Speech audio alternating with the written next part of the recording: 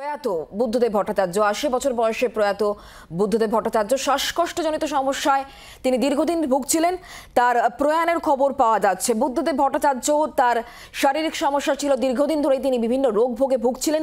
শ্বাসকষ্টজনিত সমস্যায় তিনি দীর্ঘদিন ধরে ভুগছিলেন এবং এই মুহূর্তে যে খবর আমরা পাচ্ছি বুদ্ধদেব ভট্টাচার্য প্রয়াত। আমরা বিষয় নিয়ে আরো জানবো। শ্রেয়সী গঙ্গোপাধ্যায় আমাদের সঙ্গে রয়েছেন, আমাদের প্রতিনিধি টেলিফোন লাইনে। শ্রেয়সী, দেখো, যে খবর জানা যাচ্ছে যে আজকে সকাল ৮টা ২০ নাগাদ শেষ নিঃশ্বাস ত্যাগ করেছেন বুদ্ধদেব বাবু।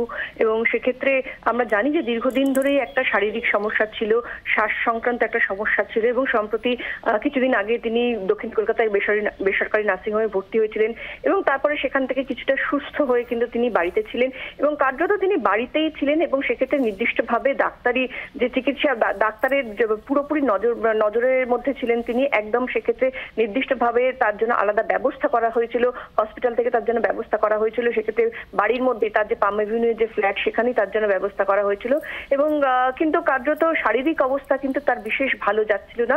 এবং সেই জায়গা থেকে আমরা শেষ ইলেকশনেও দেখেছি যে সমস্ত প্রার্থীরা হয়েছিলেন, সিপিএম এর তরফে যারা প্রার্থী হয়েছিলেন তারা কিন্তু কার্যত বুদ্ধদেব ভট্টাচার্য তারা আশীর্বাদ নিতে তার বাড়িতে গিয়েছিলেন এবং সেখানে তারা দাবি করেছিলেন তিনি মাথায় হাত রেখে তাদের আশীর্বাদ করেছিলেন। কিন্তু তার শারীরিক অবস্থা কিন্তু বেশ কয়েকদিন ধরেই খুব একটা ভালো যাচ্ছিল না এবং শেষ পর্যন্ত যেটা জানা যাচ্ছে যে আজকে সকাল ৮টা ২০ নাগাদ তিনি শেষ নিঃশ্বাস ত্যাগ করেছেন, এই খবর জানা যাচ্ছে।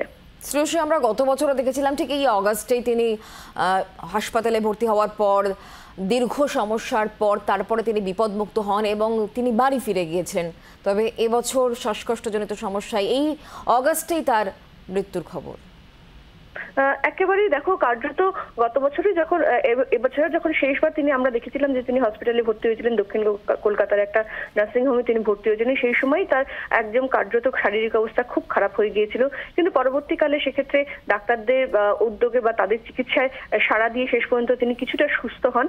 কিন্তু নির্দিষ্টভাবে নির্দিষ্ট বেশ কিছু ব্যবস্থার মধ্যে তাকে থাকতে হয়েছিল এবং সেই থাকার ফলে কার্যত যেটা দেখা গেছিল সেই অবস্থার মধ্যেই তাকে বাড়ি নিয়ে যাওয়া হয়েছিল এবং হসপিটালের তরফেও বলা হয়েছিল যে বাড়িতেও নির্দিষ্ট একটা সিস্টেমের মধ্যে তাকে থাকতে হবে, অর্থাৎ সেক্ষেত্রে বিভিন্ন যন্ত্রপাতির সাহায্য নিয়ে তাকে থাকতে হবে। তার যেহেতু একটা শ্বাস সংক্রান্ত একটা সমস্যা রয়েছে, এখন সেই জায়গা থেকেই কিন্তু বাড়িতে কিন্তু একেবারে প্রচন্ড যত্নে এবং নির্দিষ্টভাবে ডাক্তারদের নজরদারির মধ্যেই তাকে থাকতে হয়েছিল। কিন্তু কার্যত শেষ পর্যন্ত শেষ রক্ষা হলো না, সেটাই স্পষ্ট, যেটা আজকে সকাল ৮টা ২০ নাগাদ তিনি শেষ নিঃশ্বাস ত্যাগ করেছেন, এটা জানা যাচ্ছে। পরিবারের তরফ থেকে কি বলা হচ্ছে? দেখো, এখনো নির্দিষ্টভাবে পরিবারের পক্ষ থেকে নির্দিষ্টভাবে কিছু জানানো হয়নি এখনো পর্যন্ত।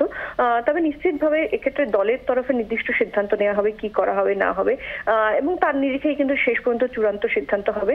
কিন্তু রাজ্যের প্রাক্তন মুখ্যমন্ত্রী এবং দীর্ঘদিনের এই বরিষ্ঠ রাজনীতিবিদের এই মৃত্যুতে কিন্তু এই মুহূর্তে সব মহলে শোকের ছায়া। বাংলার আওয়াজ, বাঙালির আবেগ, জি ২৪ ঘন্টা।